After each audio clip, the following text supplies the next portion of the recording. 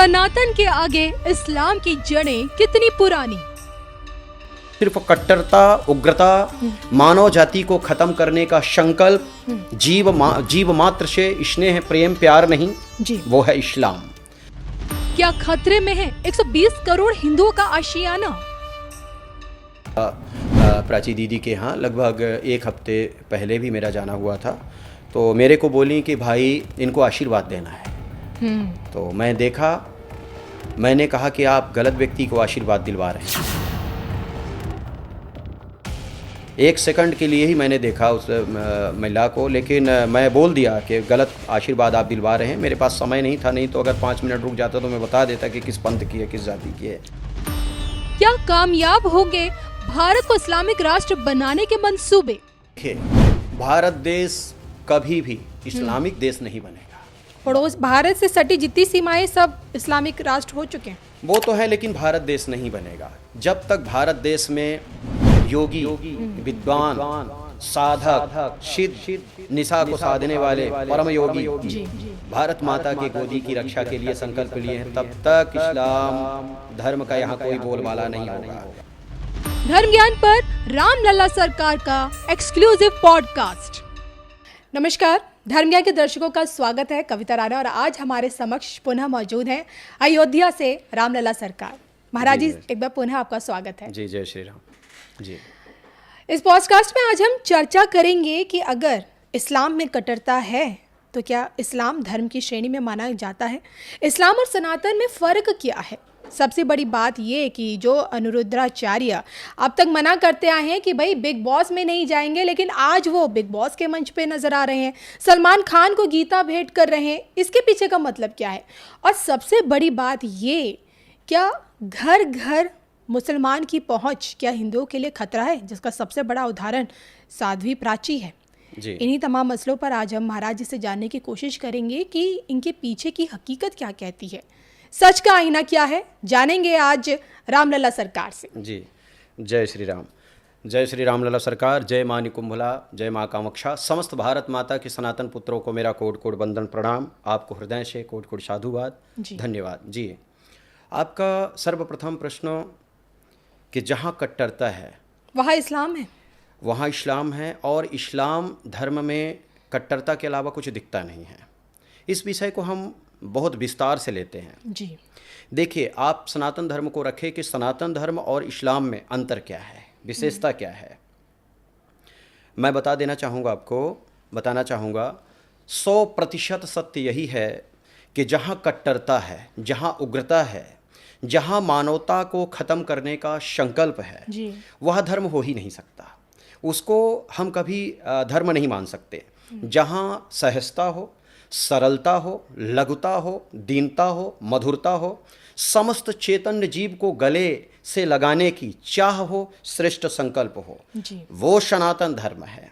जहाँ सिर्फ और सिर्फ कट्टरता, उग्रता, मानव जाति को खत्म करने का संकल्प, जीव मात्र से स्नेह प्रेम प्यार नहीं वो है इस्लाम।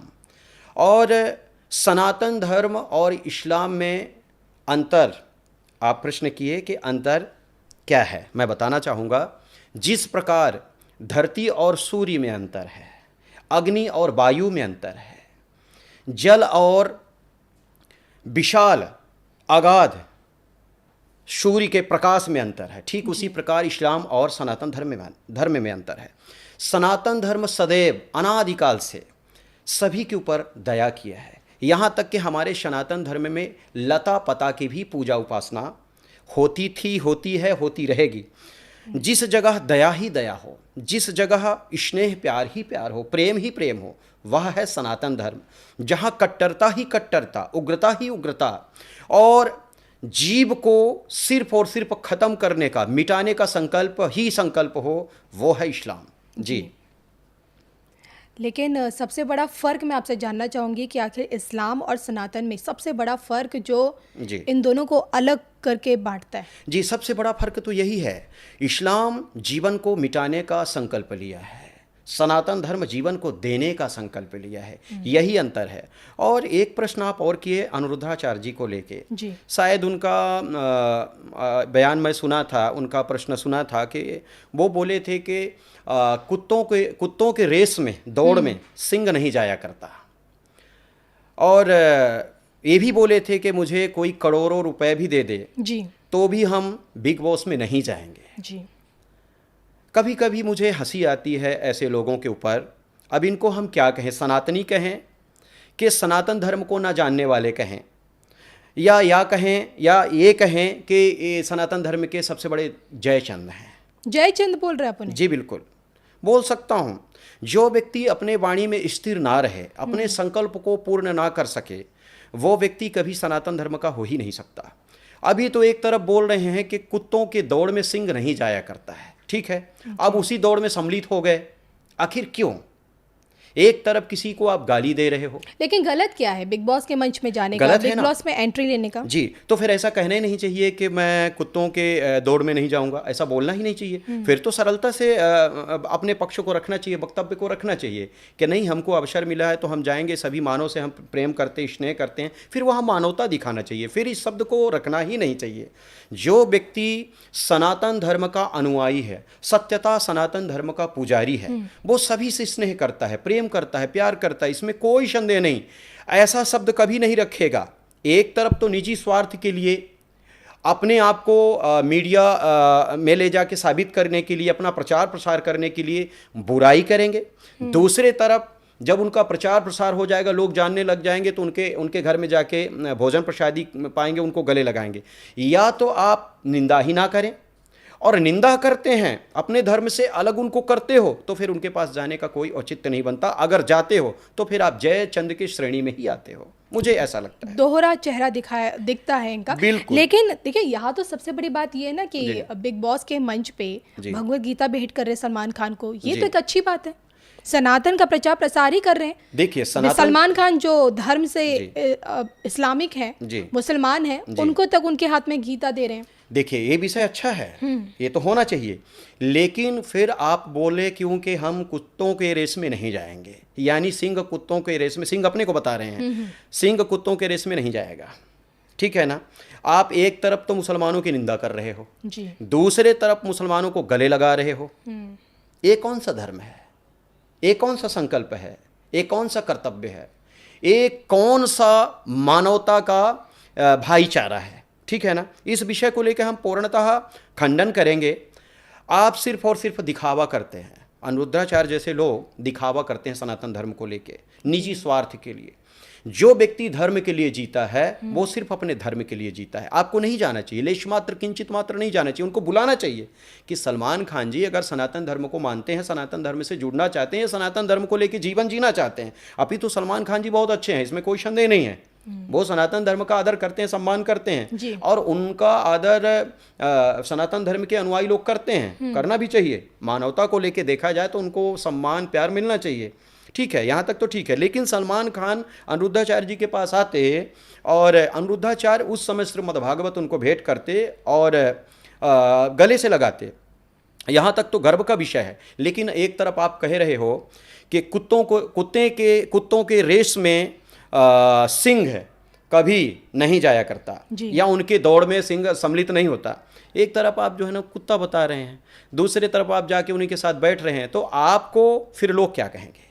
आपको इसी श्रेणी में देखेंगे ना, कुत्तों के श्रेणी में ही आपको देखेंगे। अभी तो मेरे मुख से ये शब्द अच्छा नहीं लग रहा है, लेकिन जो आप कह रहे हो मैं आपके कहने अनुसार ही बोल रहा हूँ, आपके ही वचन को मैं दोहरा रहा हूँ। आप ऐसा ना बोलें। देखिए, पूरे विश्व में जितने भी मानव हैं सब परमात्मा की संतान है, लेकिन उनमें भी एक भेद है। जो परमात्मा के श्री चरणों का रज लेके जीवन जी रहा है, जिसके हृदय में दया है, स्नेह प्रेम प्यार है, मानवता को बचाने के लिए संकल्प है, वो सनातन धर्म का अनुयायी है, वो सनातनी है। जो इससे विपरीत है वो इस्लाम के लोग हैं, कट्टरता के लोग हैं, कट्टरता को दर्शाने वाले लोग हैं। वो कभी मानवता को स्थापित नहीं कर सकते और कभी भी सनातन धर्म के सार को नहीं समझ सकते। तो इनके पास अगर जाके बैठ रहे हैं, इनकी वहाँ प्रशंसा कर रहे हैं, गले लगा रहे हैं, तो कहीं ना कहीं ये दोहरा चेहरा है। महाराज जी, मैं आपसे ये भी जानना चाहूँगी कि बिग बॉस के मंच पे कई ऐसे धर्माचार्य हमें देखने को मिले हैं जी। और इस बार भी उन्होंने एक धर्माचार्य के तौर पर अनिरुद्धाचार्य को बड़ा ऑफर दिया। जी तो क्या ऐसे मंचों पे जी संत समाज से आने वाले जो लोग हैं, जी जो बड़ी बड़ी शख्सियत, क्या उन्हें जाना चाहिए? देखिए, हम इनको धर्माचार्य नहीं कहेंगे, लेश मात्र किंचित मात्र इनको धर्माचार्य नहीं कहेंगे। धर्माचार्य का अर्थ कुछ और है। मानव सेवा करना अच्छी बात है, सभी करते हैं। मानव सेवा बहुत बहुत लोग करते हैं। आप देखे होंगे प्रायः, जैसे वृंदावन चले जाइए, गोवर्धन जी में चले जाइए, अयोध्या में चले जाइए, लाखों लोग लंगर लगा के प्रसादी पवा रहे हैं। जो गरीब असहाय लोग आते हैं, जिनके पाँव में दर्द है या सिर में दर्द है, तो उनके लिए दवा भी प्रदान करवा रहे हैं, दे रहे हैं, प्रदान कर रहे हैं। तो मानवता को लेके चलना, मानव की सेवा करना, ये अच्छी बात है। लेकिन इनको धर्मधुरी कहना एक गलत बात है। धर्मधुरी ये नहीं है। धर्मधुरी के जीवन में जो संकल्प हो गया। धर्मधुरी कभी किसी की निंदा नहीं करते। अगर करते हैं तो फिर उसको गले भी नहीं लगाते हैं, फिर वो अपने संकल्प को लेके चलते हैं। धर्मधुरी हम कह सकते हैं स्वामी रामभद्राचार्य जी को, जी, जिनके जीवन में सिर्फ और सिर्फ सनातन धर्म को लेके ही संकल्प है। धर्मधुरी हम कह सकते हैं हमारे महान संत हुए, योगी राज हुए, श्री देवरा बाबा, उनको हम कह सकते हैं धर्मधुरी। वो कभी भी अपने वाणी से किसी की निंदा नहीं किए, वो सबको लेके चलते थे। जब तक उनका जीवन रहा सबको लेके चले। इनको हम धर्मधुरी कह सकते हैं। ये धर्मधुरी हैं, अपने वाणी से ही मुकर रहे हैं। इनको धर्मधुरी कैसे कहा जा सकता है? सत्य सनातन धर्म का अनुयायी, जो सनातन धर्म को मानने वाला व्यक्ति है, वो अपने संकल्प से कभी वंचित नहीं होता, अपने वाणी से कभी पीछे नहीं हटता। तो इन लोगों को हम धर्मधुरी नहीं कहेंगे। और इनके अलावा कौन गया बिग बॉस में? एक नाम और बोलें तो थोड़ा उनको लेके भी चर्चा करें। चलिए, बहुत सारे नाम हैं, तो मुझे ऐसा लगता है कि बिग बॉस में इनके अलावा कोई सनातन धर्म का अनुयायी नहीं गया। एक ओम बाबा करके थे, ठीक है। वो ओम बाबा तो सनातन धर्म से कोसों लाखों करोड़ों दूर थे। उनको सनातन धर्म का ध्वजवाहक नहीं कहा जाएगा। ये लोग सनातन धर्म के अनुयायी नहीं हैं। अनिरुद्धाचार्य जी से ये उम्मीद नहीं थी। हाँ, कथावाचक हैं, उनसे ये उम्मीद नहीं थी कि पहली बात तो बोले कि हम कुत्तों के दौड़ में सम्मिलित नहीं होंगे, और बाद में उनके ही दौड़ में सम्मिलित हो गए।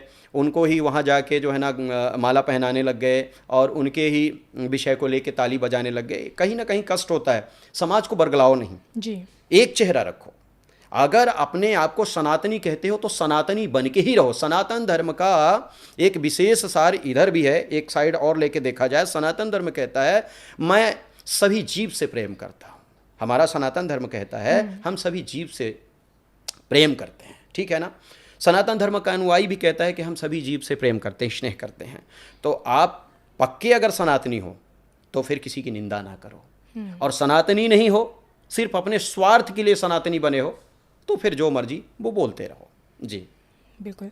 आपने देवरा बाबा का जिक्र किया।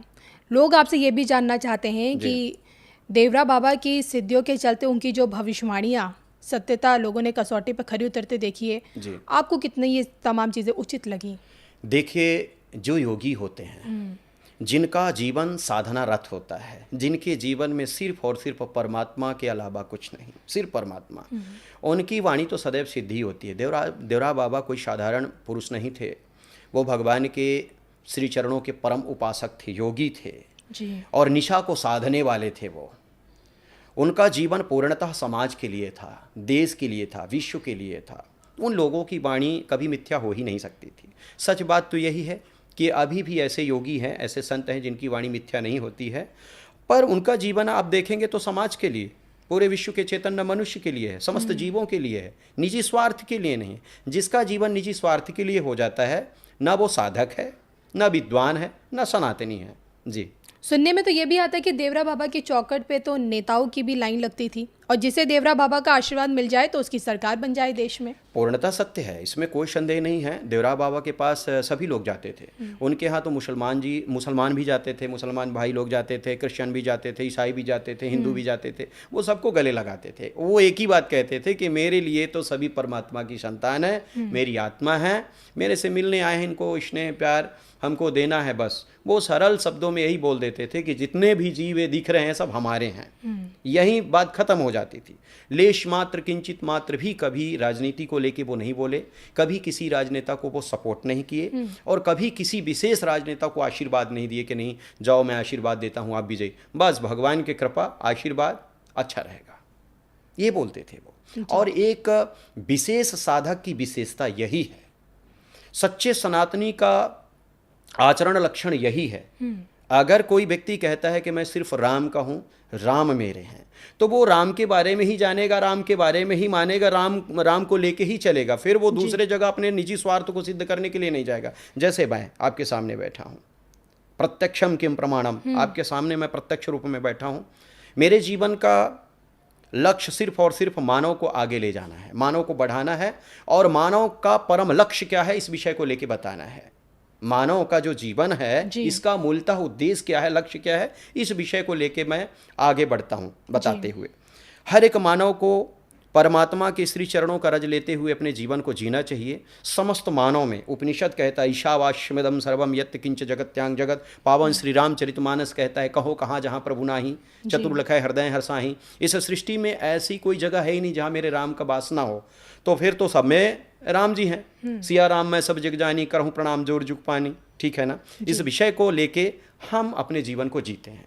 लेश मात्र किंचित मात्र मैं किसी से भेदभाव नहीं करता, लेकिन सठों से करता हूँ, राक्षसों से करता हूँ, जो धर्म का खंडन करते हैं, जो सनातन धर्म को उखाड़ के फेंकने का संकल्प लेते हैं, उनसे मैं भी द्वेष करता हूँ, इसमें कोई संदेह नहीं। लेकिन जो मानवता को लेके चलते हैं उनको मैं बहुत स्नेह करता हूँ, चाहे वो किसी भी पंथ का हो, किसी भी समुदाय का हो, उनको लेके चलता हूँ। मेरा कहने का तथ्य तात्पर्य सिर्फ और सिर्फ इतना है कि अगर आप सनातनी हो तो सनातन धर्म हमारा सिखलाता है प्रेम, प्यार, समर्पण, तो उसको दिखाओ। पहले आप किसी की निंदा कर रहे हो, फिर उसके पास जाके उसी को माला पहना रहे हो, तो ये ठीक नहीं है, समाज के लिए ठीक नहीं। समाज के लोग जो है ना समझते हैं, जानते हैं, पढ़े लिखे हैं, शिक्षित लोग हैं, उनको पता चल जाता है कि सिर्फ अपने निजी स्वार्थ के लिए सनातन धर्म का जो है ना एक बेस जो है ना धारण किए हुए हो, सनातन धर्म का चादर ओढ़े हुए हो। या तो कट्टर सनातनी बन जाओ जी, या तो फिर कट्टर, अब आगे नहीं कुछ कहूँगा मैं। तो मेरा कहने का तथ्य तात्पर्य यही है कि आप अगर सनातनी हैं तो अपने सनातन धर्म को लेके जियो, बोलो वही जो कर सकते हो। जी, राम हमारे हैं, राम तुम्हारे हैं, राम सबके हैं। जी, लेकिन कुछ लोग ऐसे हैं जो ये भी कहते हैं कि पैगंबर भी हमारे हैं, पैगंबर सबके हैं। बात यहाँ पे हो रही है आचार्य प्रमोद कृष्णम जी की, कल के पीठाधीश्वर जी की। जी, तो उनके इस कथन से आप कितने मतलब आपको क्या लगता है कि ये उनका ये कथन सही है, ठीक है? जी, देखिए, मैं अपने राम के अलावा आज तक किसी के बारे में जानने की कोशिश किया ही नहीं जी।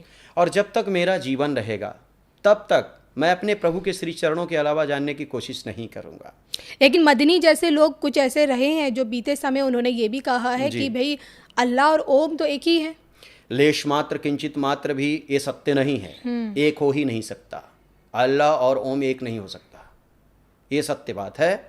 अगर कहीं प्रमाणित है, किसी वेद पुराण शास्त्र में प्रमाणित है तो दिखाएं। मदनी जैसे लोगों की बात को तो जो है ना इस कान से सुनना चाहिए, इससे निकाल देना चाहिए।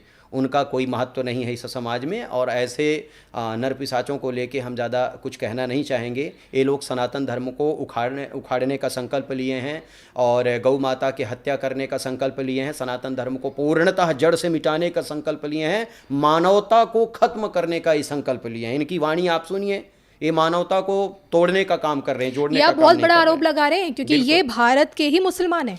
देखिए, भारत का मुसलमान गलत नहीं है, सभी भारत के मुसलमान गलत नहीं है। मैं पहले भी आपके चैनल के माध्यम से कह चुका हूँ, फिर से कह रहा हूँ, भारत के मुसलमान सभी गलत नहीं है। लेकिन कुछ मुसलमान जैसे डॉक्टर एपीजे अब्दुल कलाम, नहीं, जाकिर नायक की बात मैं कर रहा हूँ। अच्छा। ठीक है ना। अब जाकिर नायक जैसे लोगों को हम कहें कि ये भारत के मुसलमान हैं, नहीं। जैसे अभी एक और नाम आप लिए, तौकीर रजा। ये तौकीर रजा जैसे लोगों को हम मुसलमान, भारत का मुसलमान नहीं कहेंगे, पाकिस्तान के मुसलमान हैं। बैरिस्टर ओवैसी, उनको भी उनको भी हम पाकिस्तान के ही मुसलमान कहेंगे, भारत के लोग नहीं हैं। भारत का मुसलमान कभी भी सनातन धर्म का विरोध नहीं करेगा। भारत का मुसलमान कभी भी गौ माता को काटने की बात नहीं करेगा। भारत माता के गोद में पलने वाले जो भारतीय मुसलमान हैं वो हर एक समाज को आदर देते हुए अपने जीवन को जिएंगे। सच बात तो यही है। अगर इससे विपरीत जाते हैं तो वो भारत के मुसलमान नहीं हैं और मुसलमान भी नहीं हैं। सच बात तो यही है। जी, मैं अभी गया था प्राची दीदी के यहाँ, लगभग एक हफ्ते पहले भी मेरा जाना हुआ था। तो मेरे को बोली कि भाई इनको आशीर्वाद देना है।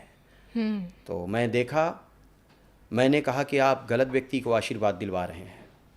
1 सेकंड के लिए ही मैंने देखा उस महिला को, लेकिन मैं बोल दिया कि गलत आशीर्वाद आप दिलवा रहे हैं। मेरे पास समय नहीं था, नहीं तो अगर 5 मिनट रुक जाता तो मैं बता देता कि किस पंथ की है, किस जाति की है। अच्छा, पक्का बता देता 100%। तो ये आपको पहले से एहसास हो गया था? आभास हो जाता है मुझे, लेश मात्र किंचित मात्र संदेह नहीं है। मैंने उनको बताया, आप अगर मिलेंगी, प्राची दीदी आपसे मिलेंगी तो इस वार्तालाप को जो है ना आगे आप बढ़ाइएगा, वो अवश्य बताएंगी कि ऐसा हुआ था। मैंने मना कर दिया था, मैंने उनको बोल दिया था कि इनके लिए आशीर्वाद मेरा नहीं है। 2 दिन बाद ही फ़ोन उनका आया कि जो हमारे यहाँ प्रीति बन के रह रही थी, प्रिया बन के रह रही थी, हिंदू बन के रह रही थी, वो तो मोमडन परिवार की है, खुखरी रखी थी और बोलती थी कि दीदी मुझे अंदर के कमरे में आप रुकाओ जी। अगर वो अंदर के कमरे में रुका देती तो शायद उनकी मृत्यु भी हो जाती। लेकिन जिसकी रक्षा राम करे उसको कौन मार सकता है। उनका बहुत सुंदर जीवन है समाज के लिए, तो समाज का जो व्यक्ति है, जो सनातनी है, वो कहीं ना कहीं आशीर्वाद देता है, इसलिए उनका जीवन बचा। लेकिन सच बात तो यही है कि ये लोग ठीक नहीं कर रहे हैं और घर घर में इनका अब जो है ना बोलबाला हो गया है। चाहे वो सब्जी बेचने के रूप में या माली के रूप में या अन्य किसी के रूप में, ये हर एक सनातनी भाई के यहाँ, हर एक हिंदू के यहाँ इनका जो है ना बोलबाला हो चुका है, एंट्री कर चुके हैं। सावधान रहने की आवश्यकता है। लेकिन महाराज जी, आपके इन बातों से तो देखिए समाज में तो ये भी तो संदेश जाएगा कि यहाँ आप हिंदू और मुसलमान को अलग अलग कर रहे हैं। नहीं नहीं, लेश मात्र किंचित मात्र ये विषय नहीं है। विषय यह है कि जो हिंदुत्व को तोड़ने वाले हैं, जो सनातन धर्म को जड़ से मिटाने वाले हैं, उनके ही ये अनुयायी हैं।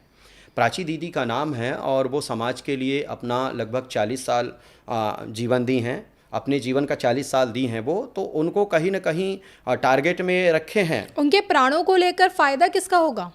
यही मदनी जी का होगा और ओवैसी जी का होगा और क्या नाम है, तौकीर रजा जी का होगा। फ़ायदा इन्हीं लोगों का फ़ायदा होगा जो भारत देश के गरिमा को, स्मिता को मिटाने का संकल्प लिए हैं। फ़ायदा इन्हीं का होगा। देखिए, सनातनी को कहीं ना कहीं टारगेट हर एक जगह किया जाता है, लेकिन हम तो सिर्फ इतना कहेंगे कि बचने की आवश्यकता है, श्रेष्ठ संकल्प लेने की आवश्यकता है और अपने आप में सामर्थ्य होने की आवश्यकता है। इनके वजह से कहीं ना कहीं देश कुंठित भी है जी। देश इनके विषयों को लेके, संकल्प को लेके बाधित भी है और ये लोग समाज को कभी भी शांत प्रिय देखना ही नहीं चाहते। समाज को सिर्फ और सिर्फ दूषित मय देखना चाहते हैं और इनका संकल्प इतना देश के लिए जो है ना खराब है। इनके संकल्प को लेके देखा जाए, ये चाहते हैं कि सिर्फ और सिर्फ इस्लाम ही रहे और सनातन रहे नहीं। इनका तो ये संकल्प है, लेकिन ऐसा हो नहीं सकता। इनका संकल्प कभी पूर्ण नहीं होगा। इन्हीं के अनुयायी ये लोग हैं जी। कई दफ़ा मैंने अपने कई गेस्ट से ये एक सवाल किया है जी। कि आज की भारत की इस परिस्थिति को देखते हुए क्या आपको लगता है कि भारत को इस्लामिक राष्ट्र बनाने का जो मंसूबा इस वक्त हो रही हैं चीज़ें, क्या ये पॉसिबल है? देखिए, भारत देश कभी भी इस्लामिक देश नहीं बनेगा। पड़ोस भारत से सटी जितनी सीमाएं सब इस्लामिक राष्ट्र हो चुके हैं। वो तो है, लेकिन भारत देश नहीं बनेगा जब तक भारत देश में योगी, विद्वान, साधक, सिद्ध, निशा को साधने वाले परम योगी जी भारत माता के गोदी की रक्षा के लिए संकल्प लिए हैं, तब तक इस्लाम धर्म का यहाँ कोई बोलबाला नहीं होगा। आप ही तो मैं धर्म बोल दिया, इस्लाम धर्म है ही नहीं है, पंथ है, उसका बोलबाला नहीं होगा। सिर्फ और सिर्फ हिंदू राष्ट्र, हिंदू राष्ट्र के साथ साथ रामराज की स्थापना के बाद, रामराज की स्थापना के बाद भारत देश विश्व गुरु, और इनके कहने से कुछ होने वाला नहीं है। कभी कभी ऐसा होता है, बरसात में जो छोटे छोटे मेढक होते हैं जब निकलते हैं बरसात के सुंदर मंद सुगंध जल को लेके, या ऐसा कहें कि उसके बृहद जल को देख के वो लोग सोचते हैं कि मैं सागर को जीत लिया या सागर को लांग रहा हूँ, लेकिन उनको ये नहीं पता चलता कि मैं तो अभी कूप में ही हूँ। ये कूप के मेढक हैं। इनके कहने से भारत देश इस्लामिक कंट्री नहीं बनेगा। भारत देश हिंदू राष्ट्र था, हिंदू राष्ट्र है, हिंदू राष्ट्र रहेगा। बृहद रूप देने की आवश्यकता है। तो हमारे विद्युत जन, संत जन सभी संकल्प लेके आगे बढ़ रहे हैं। हम लोग रात दिन बराबर एक कर रहे हैं, तो इनके संकल्प को कभी पूरा नहीं होने देंगे जी। साध्वी प्रज्ञा का जो मसला भी सामने आया है, उसे देखते हुए अगर मैं आपसे ये जानना चाहूँ कि देश के इन्हीं 17 करोड़ मुसलमानों के साथ क्या किया जाए? देखिए, उनको देख के तो ऐसा लग रहा है कि भारत देश से इनको निकालना चाहिए, खदेड़ देना चाहिए। क्योंकि भारत देश का जब बंटवारा हुआ, पाकिस्तान भारत देश से बना, तो विषय यही था कि भारत देश में सिर्फ और सिर्फ हिंदू रहेंगे, जो पाकिस्तान बनाया जा रहा है पाकिस्तान में सिर्फ मुसलमान रहेंगे। लेकिन यही 17 करोड़ मुसलमानों ने तो भारत को चूज़ किया ना। लेकिन गलत चूज किए, और उनके उनके उनके संकल्प को जो है ना खंडित किया जा सकता है, उनके संकल्प को झुठलाया जा सकता है, ये विषय रखा जा सकता है। उनको जब हम एक बहुत सुंदर देश बना के दे दिए तो उसमें रहें, उनको क्या दिक्कत है? अगर भारत देश में रहना है तो फिर उनको सनातन धर्म को मानना पड़ेगा, सनातनी बनना पड़ेगा, यहाँ तक कि हिंदुत्व अपना लेना पड़ेगा। अगर हिंदू बन जाते हैं, सनातनी बन जाते हैं तो कोई दिक्कत नहीं है। नहीं बनते हैं तो बढ़िया टिकट लें और पाकिस्तान जाएं, बांग्लादेश जाएं, उनका स्वागत है, हृदय से स्वागत है। हम लोग सपोर्ट भी करेंगे जाने के लिए। जी चलिए, इसी के साथ एक जाते जाते एक सवाल मुझे आपसे जानना था कि चुनाव से रिजल्ट से ठीक पहले 4 जून से पहले प्रशांत किशोर जी रणनीतिकार हैं, अब तो उनकी जन स्वराज खुद की पार्टी भी है, बिहार में फुल एक्टिव हैं। उनका एक बयान सामने आया, उन्होंने कहा कि इसे हर कोई राजनीतिक गलियारों में राजनीतिक भविष्यवाणी के तौर पर ले रहा था कि मोदी जी के तीसरे कार्यकाल में आप देखेंगे कि उनकी जो ताकत है वो कमज़ोर होगी, हमें वो कमज़ोर होते हुए नजर आएंगे, और जो उनकी पॉपुलैरिटी है वो भी डाउन होगी। जी तो आप भविष्य के गर्भ में क्या लिखा है, क्या छुपा है, बता देते हैं। जी देखिए, उनका कहना, प्रशांत जी का जो कहना है वो निराधार है, कोई तथ्य वाली बात नहीं है। मोदी जी कभी कमज़ोर ना थे, ना है, ना रहेंगे। देश के शेर को बूढ़ा बताया जा रहा है। नहीं नहीं, शेर बूढ़ा ही खतरनाक होता है, शेर बूढ़ा ही खतरनाक होता है। माननीय श्री नरेंद्र मोदी जी जब तक इस धराधाम में रहेंगे उनका वर्चस्व बना रहेगा, क्योंकि वो सनातनी हैं, अखंड सनातनी हैं।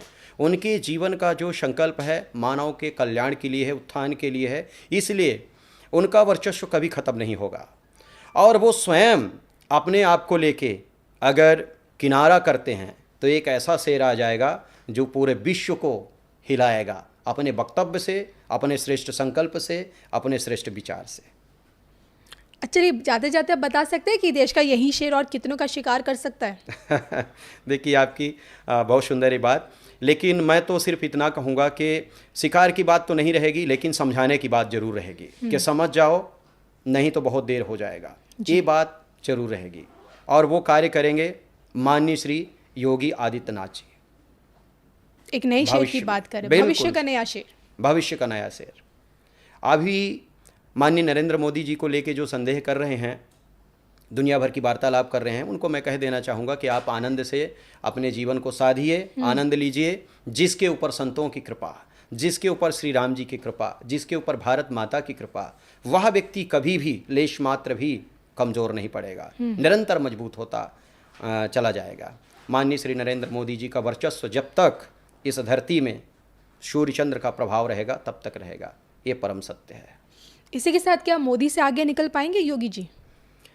आगे तो मैं नहीं कहूँगा, लेकिन उनके पदचिन्हों में चलेंगे और मानवता को स्थापित करेंगे। पूरा विश्व उनको लेके गर्वित होगा, ये मैं जरूर कहूँगा। जी चलिए, जय श्री राम। इस पॉडकास्ट से जुड़ने के लिए आपका बहुत बहुत शुक्रिया। धन्यवाद, कोट कोट धन्यवाद। नमस्ते।